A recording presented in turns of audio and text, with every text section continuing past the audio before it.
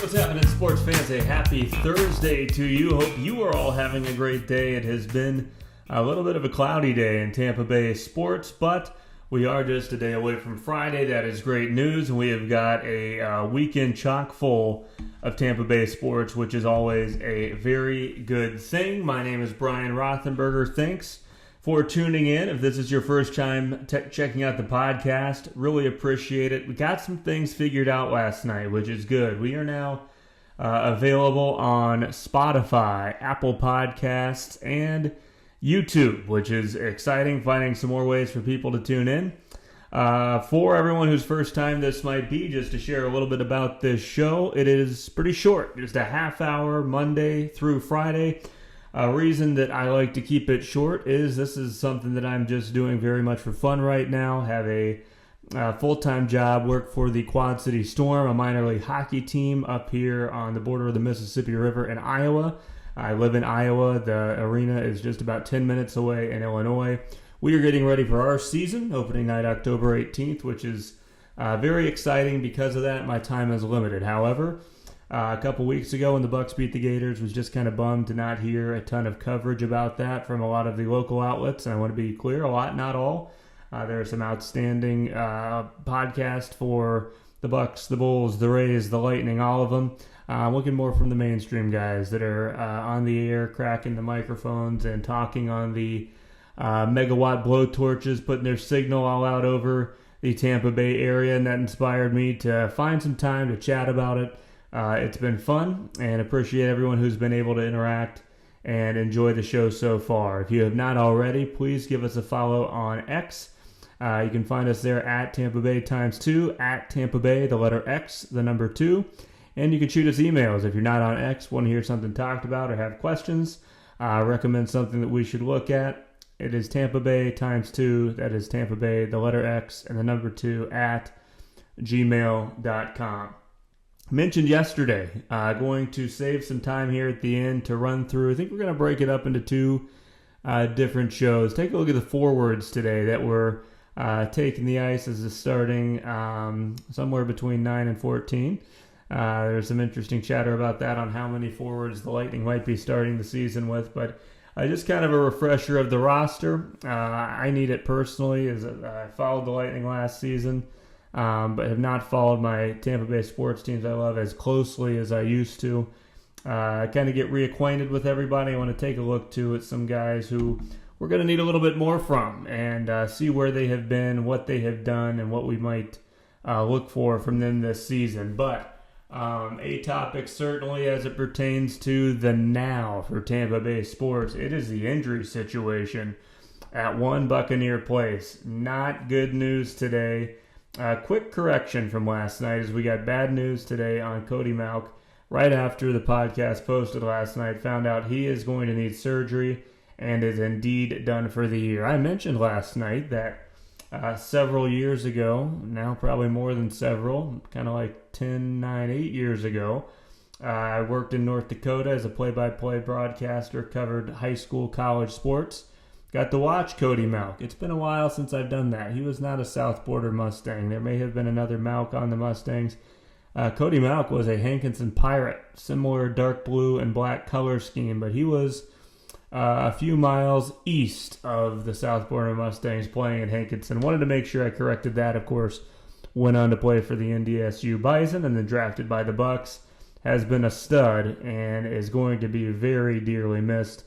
Also, bad news, they thought it might be something that he could work through in a week or so, but Luke Gedeke is going to be out right now. The estimate is at least 4 weeks with a foot injury, and that is not the end of the bad news. Emeka Egbuka did not practice today, a guy who is really going to be making a campaign for Rookie of the Year if he is able to keep up the pace he has had through the first 2 games. Did not practice. Chris Godwin and Tristan Wirfs were practicing, but they were limited. Thursday, Servassier Dennis, who has been a topic of discussion the first couple games, back to full participation. He's a guy that I'm going to recommend everybody just give some time. I think he can settle in. Hassan Reddick was limited Wednesday. He was back today. Baker Mayfield listed on the injury report with a foot and toe. Probably could be listed just full body hurts, but he was a full practice both Wednesday and Thursday. So not great. I want to say, too, I saw a note about Michael Jordan. I did not retweet or write that down, which was not good. It's going to be a little bit tough to type Michael Jordan into Twitter and come up with Bucs news. Let's see what happens if we... there it is. The Pewter Report reporting guard Michael Jordan out of practice today as well, so not on the injury report. But it is going to be a banged-up Bucs team heading into Sunday's game with the Jets. Things to be excited about. You're a 2-0 team. You're playing a team that is not good and is going to be without their starting quarterback in Justin Fields. As we talked about yesterday, Tyrod Taylor will be taking his place. Unfortunately, that's probably not something that comforts most Bucs fans who have been Bucs fans for a while. Backup quarterbacks tend to really play their best football against us. And with likely the injury news, and I'll have to check this on multiple outlets to confirm. Reminder, tomorrow, Finance Friday. Got the picks from my guy at Bets by Chase in today. 3-1 last week. Going for 4-0 tomorrow. We'll go over those picks on tomorrow's show. I see on ESPN the Bucs have gone from I think they were one time on ESPN a 7.5 point favorite to a 6.5 point favorite. Pulling up DraftKings here, they are still at a 7-point favorite. So the injury news has not scared Las Vegas. They still feel very confident that the Bucs are going to be able to get the job done at home. Right now, my gut says the Bucs do get the job at home, but I don't know about 7 points. That is a lot. Going to be calling on some guys who have been waiting for their chance to fill some voids on the offensive line. We will see how they can do it. More injury problems on the baseball field, and I need to pull up. Rays are actually, I think, finishing or maybe just finished the game right now. Last night, Junior Caminero left the game with back tightness, and there'll be some interesting decisions to be made by Kevin Cash as I pull this up here. I want to check and see if Caminero was in the lineup today. Rays did win 4-0 over the first place in the AL East, Toronto Blue Jays. Unfortunately, that is almost certainly with a 8-game deficit in the wild card, just a little bit too late. Got the Rays lineup here. No Junior Caminero, which I am glad to see. Best case scenario, he is able to shake this off. Right now, 2 home runs shy of Carlos Pena's single-season home run record, and with a pair of doubles, Caminero would become the first Ray player to have a 40 home run and 30 double season. Incredible achievements, and would like to see that for him.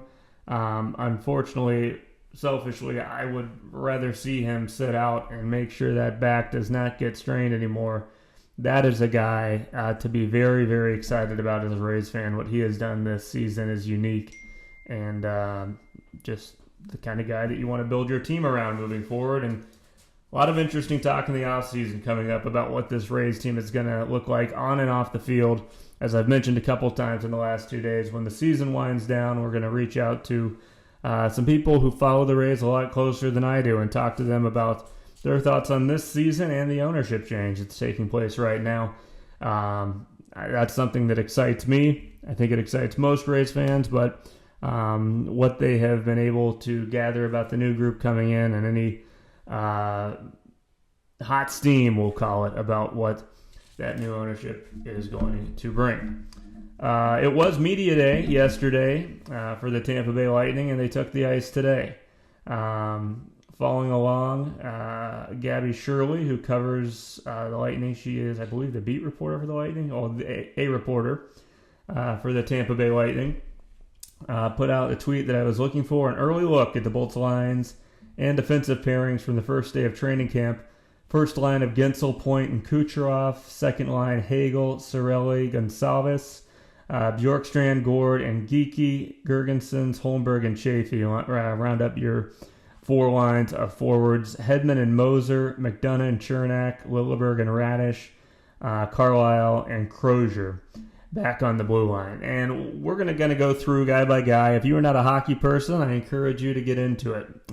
This will be a little bit of a slow look at each player, specifically the guys towards the bottom of the forward lines. Hockey is the best sport in the world, and that is coming from someone who, the Quad City Storm, who I work for, they are the team that I like to see win the most for a number of reasons. My number 2 team, the USF Bulls, they are second in my heart, and it's pretty much 1A, 1B. The Lightning are second, and again, very close. The Bucs behind them, and then the Tampa Bay Rays. That podium has shifted as time has gone on, but hockey really is a beautiful sport. For those of you following along now that like it, I hope you enjoyed this discussion on these players. For those of you who have not gotten into hockey before, give it a chance. Go to a game. Sit as close to the glass as you can for the first one, and then watch some at home and sit a little bit higher. You'll pick it up. You got to put the puck in the net. You got to play with your team. It is something you can very much get into. Last season, I, not including the playoffs, probably watched 20 Tampa Bay Lightning games, and that is a little bit low for me. Reason being, the Quad City Storm, who I talked about earlier, play a lot on Friday, Saturday, Sundays. They also have a lot of events during the week that just prevent me from sitting on the couch and watching a full Tampa Bay Lightning game. Gonna make the effort to watch quite a bit more as I allow myself to fall back fully in love with Tampa Bay sports here over the next few months. But watching the Lightning when I did and tracking along, they came across to me as a team that was top-heavy from a scoring perspective, and that appears to be the case still. There is not a better first line when it comes to offensive production than Gensel, Braden Point, Nikita Kucherov. I was really excited about the Stamkos trade, and I have a lot of respect for Steven Stamkos. I think he was a good leader for the Tampa Bay Lightning. To me, he had a less than versatile game, which I think has been exposed a little bit during his time with the Nashville Predators. I think Nikita Kucherov is one of the best 3 players in the world, and the decision by Julien Brisebois and the staff that make the decisions on player personnel to retain Nikita Kucherov, I should say make the decisions that will allow them to retain Nikita Kucherov, Braden Point, and acquire Jake Gensel, I think really benefited the Lightning in a time where had they committed what Steven Stamkos was looking for financially, it would have been a team that, though top-heavy, lacked the guys who would be able to produce enough to carry the rest of the team. We talked a little bit about Andrei Vasilevsky's quote yesterday, which I will see if I can quickly pull that up. He was voicing his displeasure with the team in front of him.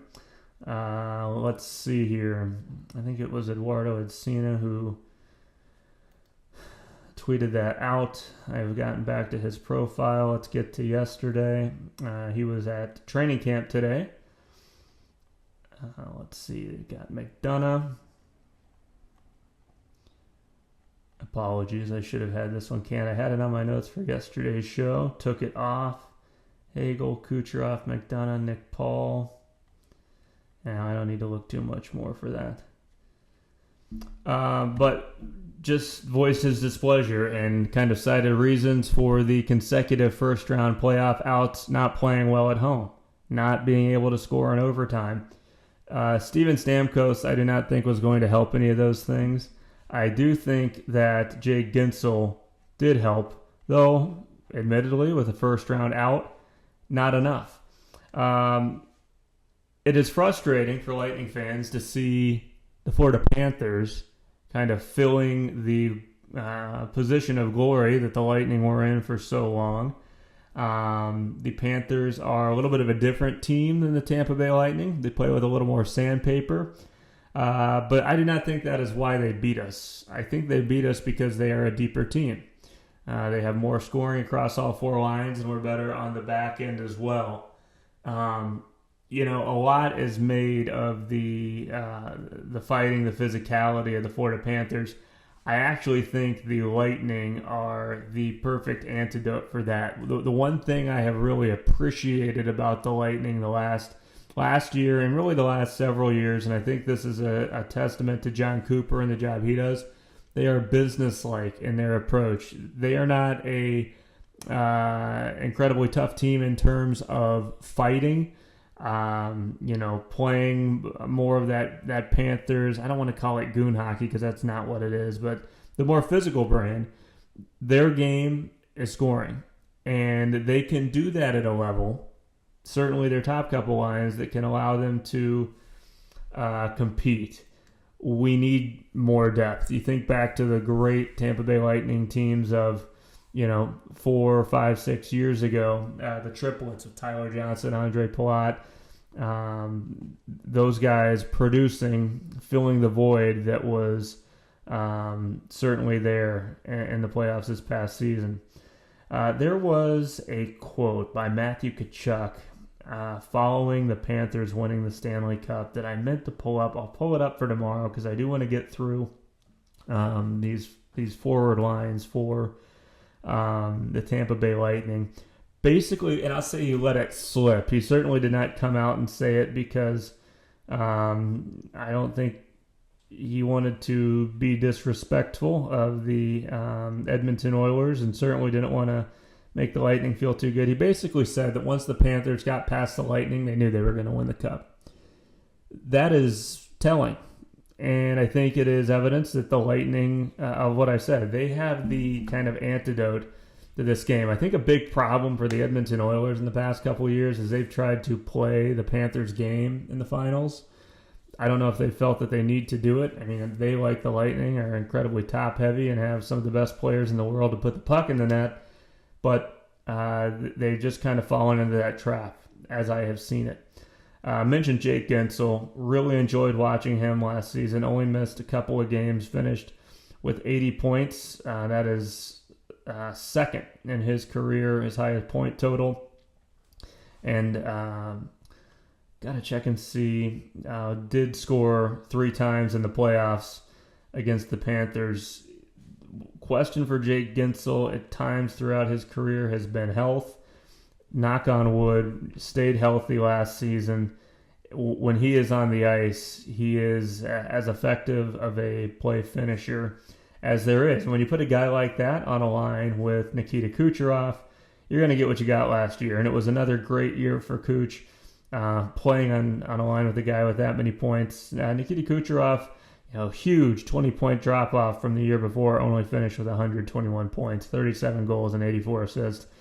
He continues to be my favorite player to watch in the National Hockey League.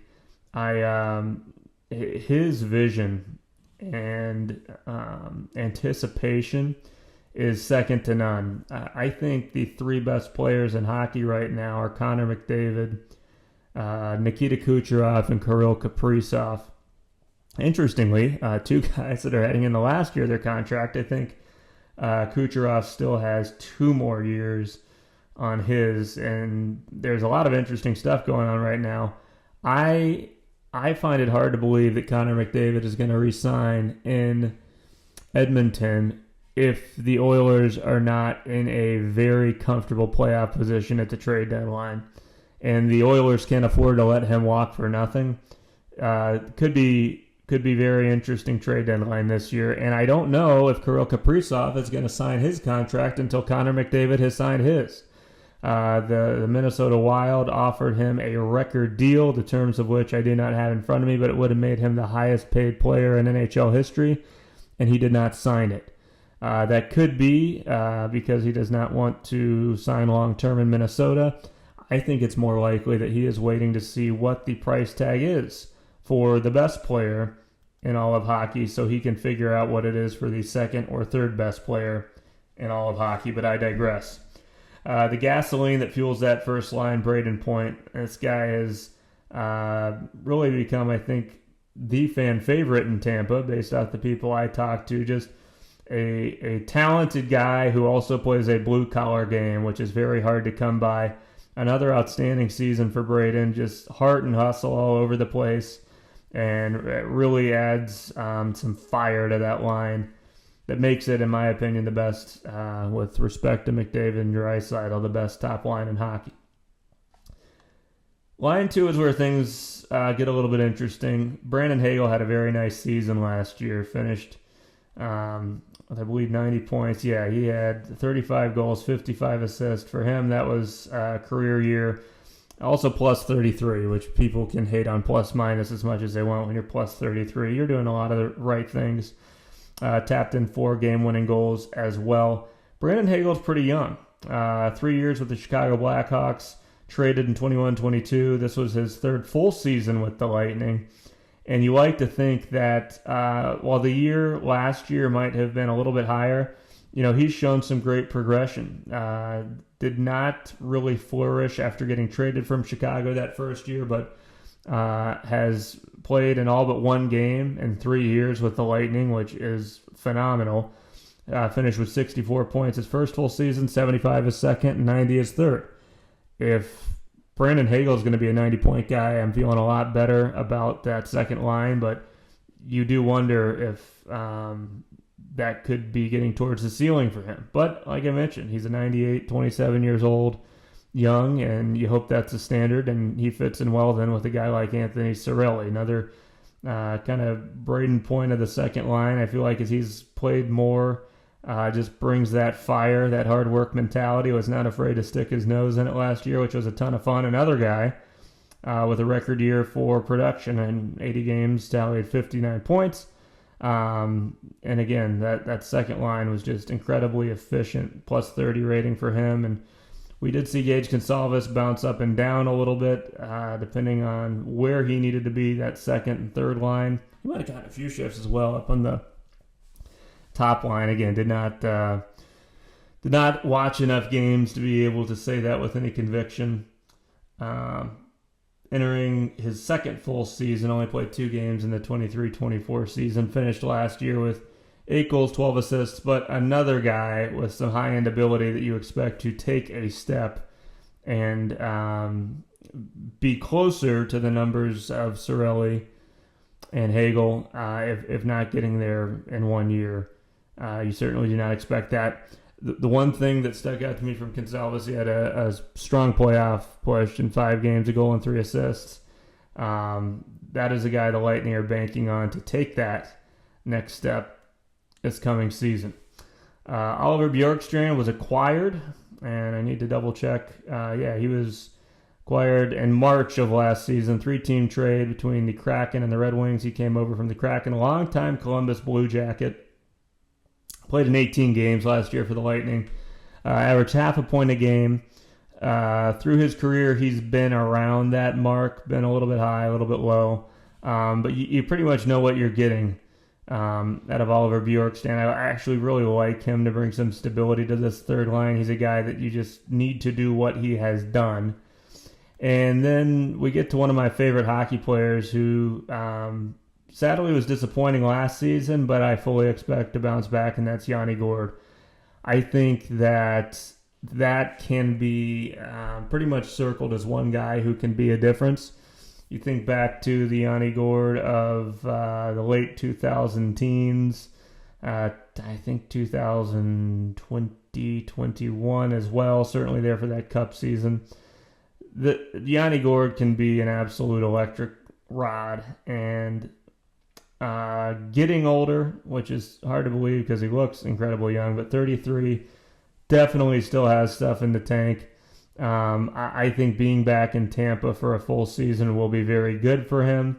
And I think he can settle in with some more consistent line mates than he had last year. He has the opportunity to improve personally, but also improve the team and provide that depth and scoring that we so desperately need.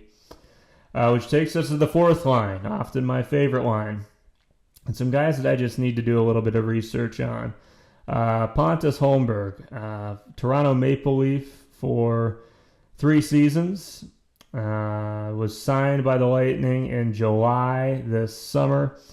Came into the league in the 22-23 season for the Leafs. 5 goals and 8 assists in 37 games.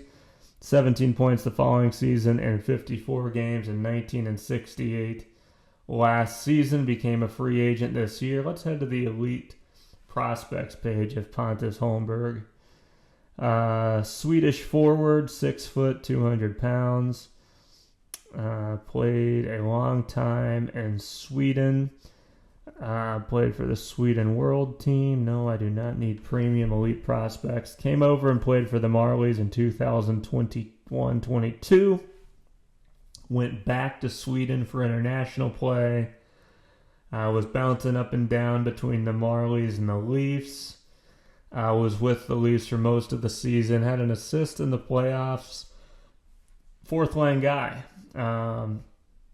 Again, a younger guy, 26 years old, that clearly the Lightning see something in. It is toughed it out too much. Their player personnel department have not only made what I believe to be some very keen trades and free agent acquisitions. I mentioned the Stamkos trade. Bringing McDonough back, I think, is absolutely huge, and a guy that and McDonough could be getting towards the end. I never like to say, speak retirements into existence, but I think Ryan McDonough, it's fair to say, has more seasons behind him than in front of him, but also a guy who is thought highly enough of that if there is an inkling that this could be his last season and he is still playing at the level he was last year, I think the Lightning will do what they can to put a contender around him. Not that they would not do that in any other circumstance, but there is something to be said about a guy with his acumen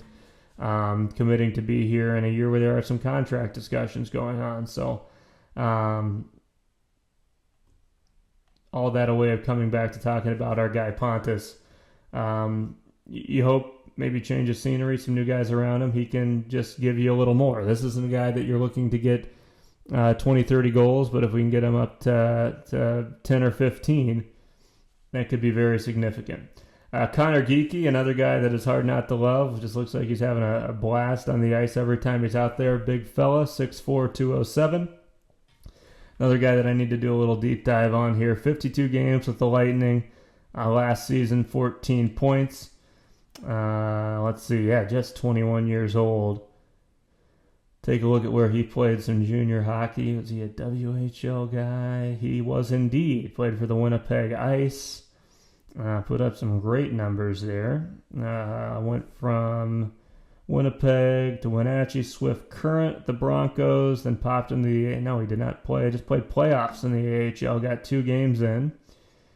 Boy, interesting career. Went right there. Then played for the Canada U20 team, tore it up. Lightning, 52 games, 8 goals, 6 assists, 24 games with the Crunch, was just about a point a game guy with them. So another guy with an opportunity to add that 10% this season.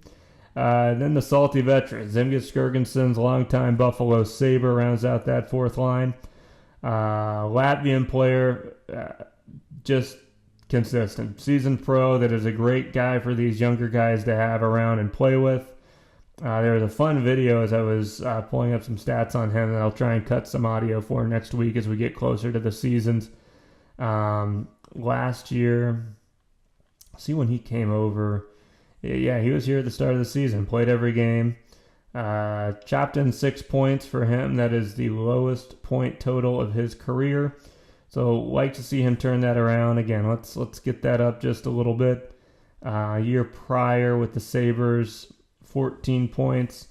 Seasons before that, 18 in consecutive years, 19 points, 18 points. If we can get him back up around 20. This deep dive kind of confirms, what I saw in the limited sample size last year. The Lightning are close. They were knocked out in the first round by the eventual Cup champions. This is a team that knows how to play the Florida Panthers. I believe that very firmly. They need those young guys to take a step. Find that extra 10 to 15%. And with all that, the top line needs to stay very healthy. I don't know if there are a ton of guys that are going to be able to jump up and fill that void. We talked about Brandon Hagel. He might be towards his ceiling for production. Yanni Gourde, need him to be quite a bit better, but is he going to be jumping up if something happens to a Nikita Kucherov or a Braden Point? Or a Jake Gensel? It might be more likely to fill in the second line. I think these guys are close. Just need that extra 10 to 15% from the guys down at the bottom on the third and fourth line.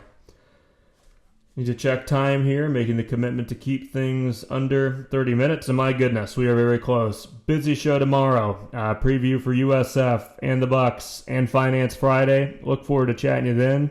Go Bucs, go Bulls, go Bolts, and have a safe Thursday night.